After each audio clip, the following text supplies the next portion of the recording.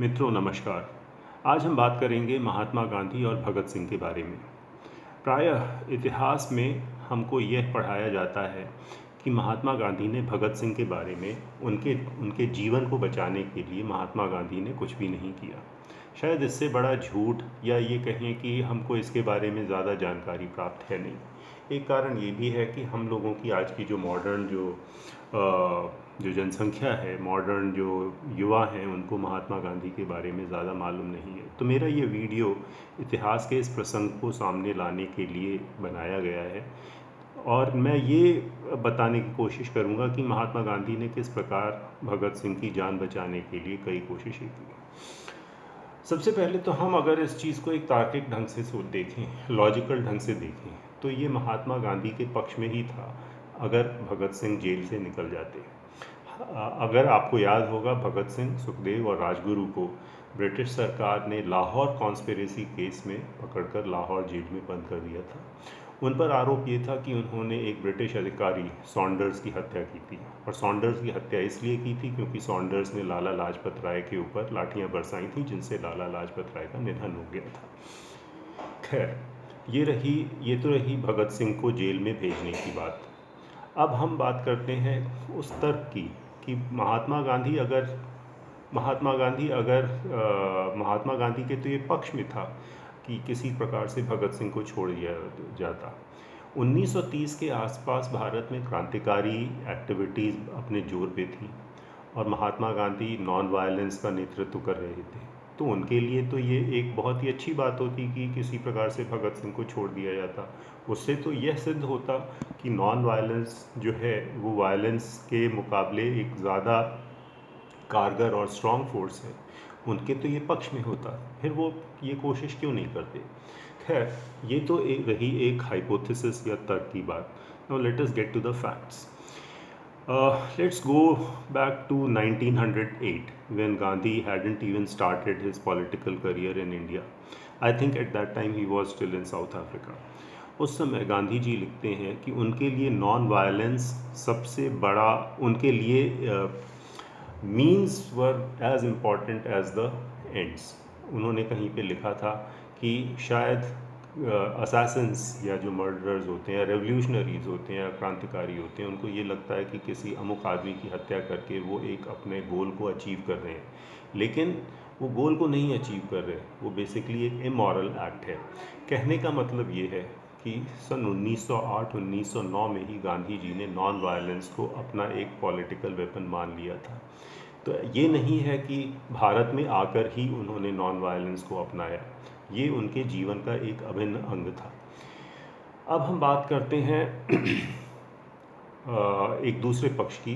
काफ़ी सारे लोग ये कहते हैं कि गांधी जी ने भगत सिंह के बारे में इंटरेस्ट काफ़ी समय तक नहीं दिखाया, और जब भगत सिंह को फांसी होनी थी तभी महात्मा गांधी ने कुछ किया। ये बड़ा झूठ है।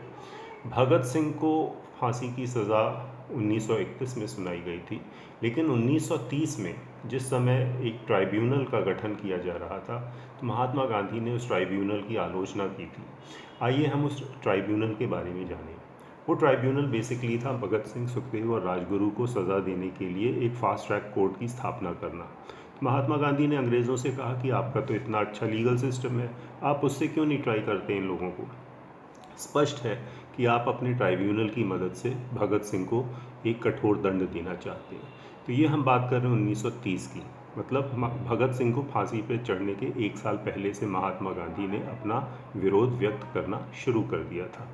हालांकि उन्होंने ये भी कहा था कि भगत सिंह के काम की वो निंदा करते हैं, लेकिन भगत सिंह को फांसी पे लटकाना उन्हें बिल्कुल मंजूर नहीं है। जिस समय अंग्रेज़ों ने भगत सिंह को फांसी की सज़ा सुनाई, उस समय गांधी जी ने कहा कि देखो भाई, मेरे लिए नॉन वायलेंस सिर्फ क्रांतिकारियों के लिए ही नहीं है, मेरे लिए नॉन वायलेंस ब्रिटिश सरकार के लिए भी है। मैं किसी भी प्रकार के वायलेंस की भर्त्सना करता हूँ। I criticise all kinds of violence, whether it is that violence of a revolutionary or it is that violence by the British courts or the government. तो ये तो रही एक बैकग्राउंड की बात। Now let's go a step further. जब भगत सिंह के ऊपर उनको मौत की सज़ा सुनाई गई तो महात्मा गांधी ने उस समय काफ़ी सारे काम किए। He went ahead and met Lord Irwin. If you remember, Lord Irwin के साथ गांधी जी की वार्ता 11 फरवरी 1931 से शुरू हुई थी और वो मार्च 1931 में ख़त्म हुई थी। उसी के कारण एक गांधी इरविन पैक्ट हुआ था। तो जिस समय गांधी जी इरविन से मिलने जा रहे थे तो उस समय उन्होंने इरविन को ये कहा था कि देखिए, मैं आपसे मिल रहा हूँ, लेकिन ये अच्छा होगा अगर आप भगत सिंह की सज़ा को या तो बदल दें या आप उनकी सज़ा को सस्पेंड कर दें। इरविन ने कहा कि मैं इस सज़ा को मैं बदल तो सकता नहीं हूँ, लेकिन मैं इसको सस्पेंड करने की ज़रूर कोशिश करूँगा। लेकिन इरविन अपने प्रयत्न में असफल रहे। उसके बाद गांधी जी ने एक दो बौरा और इरविन से कहा, लेकिन बात बनी नहीं। गांधी जी ये भी लिखते हैं कि ये संभव था अगर कांग्रेस बोलती तो भगत सिंह की रिलीज़ को एक प्री कंडीशन बनाया जा सकता था, लेकिन कांग्रेस ने ये कहा था गांधी जी से कि देखिए, गांधी इरविन पैक्ट वार्ता में भगत सिंह की रिलीज़ का कोई प्री कंडीशन नहीं होगा। लेकिन क्या इसका मतलब हम ये समझें कि भगत सिंह की रिलीज़ के लिए कांग्रेस ने कोई काम नहीं किया? गलत बात है। कांग्रेस में एक से एक दिग्गज वकील थे और उनमें से एक दिग्गज वकील थे, उनका नाम था सर तेज बहादुर सप्रू। सर तेज बहादुर सप्रू ने अपना इन्फ्लुएंस यूज़ करने के लिए प्रिवी काउंसिल से कई बार मिन्नतें की। प्रिवी काउंसिल एक तरह से आप ये कह सकते हैं कि वाइस रॉय का एक कैबिनेट होता था, लेकिन प्रिवी काउंसिल ने सर तेज बहादुर सप्रा की दलीलों को नामंजूर कर दिया और अल्टीमेटली भगत सिंह के ऊपर जो सज़ा थी उसको बरकरार रखने दिया। जब वाइसरॉय से बात करने से कोई बात नहीं बनी तो फिर भगत सिंह ने secretary of state Herbert Emerson, शायद, जी हाँ, उनसे बात की और उनसे भी कहा कि क्या आप इस सज़ा को टाल सकते हैं। हर्बर्ट एमर्सन ने कहा, मैं कोशिश करता हूँ, लेकिन वो भी नहीं करवा पाए। अब धीरे धीरे 1931 में समय जो था चल रहा था और भगत सिंह की फांसी की डेट निकट आ रही थी। भगत सिंह की फांसी की डेट नियत हुई थी 23 मार्च 1931 और इस बीच गांधी जी ने फिर से 2-3 बार इरविन से बात की और पर्सनली उनसे आग्रह किया कि इसको सस्पेंड किया जाए, कम से कम इसको सस्पेंड किया जाए। गांधी जी को लगता था कि इस सज़ा को सस्पेंड करने से काफ़ी सारे फ़ायदे हो सकते हैं। एक तो ये कि जो अंग्रेज़ों के ऊपर एक मॉरल प्रेशर बनेगा। दूसरी चीज़ ये कि क्रांतिकारियों को किसी प्रकार से हम नॉन वायलेंस की स्ट्रीम में ले आएंगे। लेकिन अल्टीमेटली इरविन ने इन सब चीज़ों के ऊपर गांधी जी का साथ नहीं दिया और अल्टीमेटली भगत सिंह की फांसी 7:30 बजे 23 मार्च को लाहौर जेल में हो गई। उनके साथ सुखदेव और राजगुरु भी शहीद हो गए। अब इसके बाद गांधी जी को बड़ी निराशा हुई और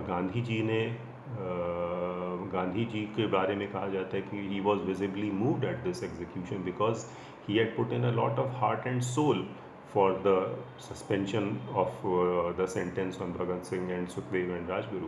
हाँ, आप ये कह सकते हैं कि गांधी जी ने सुखदेव, राजगुरु और भगत सिंह के लिए फास्ट क्यों नहीं किया जैसे कि बाकी लोगों के लिए करते हैं।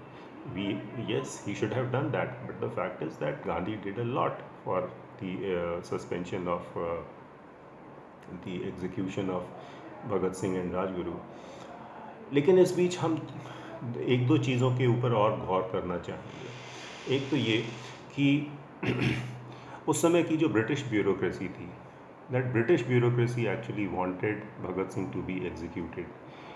ब्रिटिश अफसरशाही चाहती थी कि भगत सिंह की फांसी ज़रूर हो, क्योंकि उनके एक अधिकारी की मौत हुई थी और वो नहीं चाहते थे कि भगत सिंह जैसा कोई आदमी उनकी अथॉरिटी को चैलेंज करे। पंजाब में विशेषकर ये ऑपोजिशन बहुत स्ट्रॉन्ग था। ब्रिटिश ब्यूरोक्रेसी जो थी वो ये भी देख रही थी कि किस प्रकार से पंजाब में लोग भगत सिंह के सपोर्ट में आ रहे थे, तो वो चाहते थे कि उनकी सरकार जल्द से जल्द भगत सिंह को एग्जीक्यूट करे ताकि ये प्रॉब्लम ख़त्म हो। और ब्रिटिश सरकार किसी भी प्रकार से ब्रिटिश ब्यूरोक्रेसी को ओवर रूल नहीं करना चाहती थी। ये एक तथ्य है जिसको हम नकार नहीं सकते। गांधी जी हार तो गए, लेकिन ब्रिटिश ब्यूरोक्रेसी जीत गई। दूसरी चीज़ और बहुत इम्पॉर्टेंट चीज़, भगत सिंह खुद ही नहीं चाहते थे कि उनकी या तो रिहाई हो या उनके डेथ सेंटेंस को कम्यूट किया जाए या उनको सस्पेंड किया जाए, बल्कि उन्होंने तो कई बार ब्रिटिश सरकार से कहा कि तुम मुझे मार दो, बल्कि तुम मुझे गोली से मार दो, मिलिट्री स्टाइल से, ताकि मैं शहीद कह रहा हूँ। इस संबंध में हम आसफ़ अली जी का एक स्टेटमेंट उद्धृत करना चाहेंगे। आसफ़ अली जी को भी भेजा था गांधी जी ने कि जाकर आप भगत सिंह से बात कीजिए और उन्हें किसी प्रकार से राज़ी कीजिए कि वो वायलेंस का सहारा नहीं लेंगे। जब आसफ़ अली भगत सिंह से मिलने लाहौर जेल गए तो भगत सिंह ने उनको स्पष्टता कहा कि we can not leave violence, violence is our credo and I want my self to be executed. अब इसके आगे आप क्या कर सकते हैं। ये बात आसफ़ अली जी ने 1949 में कही थी, जब वे उड़ीसा के गवर्नर थे या किसी एक प्रांत के गवर्नर थे। ये सब चीज़ें मैं आपको इसलिए बता रहा हूँ ताकि आपको ये मालूम हो कि इतिहास में क्या हुआ था। मैं गांधी जी का एक बहुत बड़ा प्रशंसक तो नहीं हूँ, क्योंकि काफ़ी सारे अवसरों पर गांधी जी ने गलत निर्णय लिए, लेकिन इतिहास में सही बातों को सामने लाने की जिम्मेदारी हम सबकी बनती है। अगर आपको लगता है कि मैं कोई कपोल कल्पना कर रहा हूँ, तो आप इस वीडियो के डिस्क्रिप्शन में जाकर आप उन सारी बुक्स का आप नाम देख सकते हैं जिन बुक से मैंने ये फैक्ट्स उठाए हैं, और आप उनको डबल चेक कर सकते हैं। अगर आपको मेरा ये कंटेंट अच्छा लगा, अगर आपको लगता है कि मैंने कोई सही बात कही है, तो please subscribe to my channel so that every time I put up a new content you get to see it. Till then, thank you very much. नमस्कार।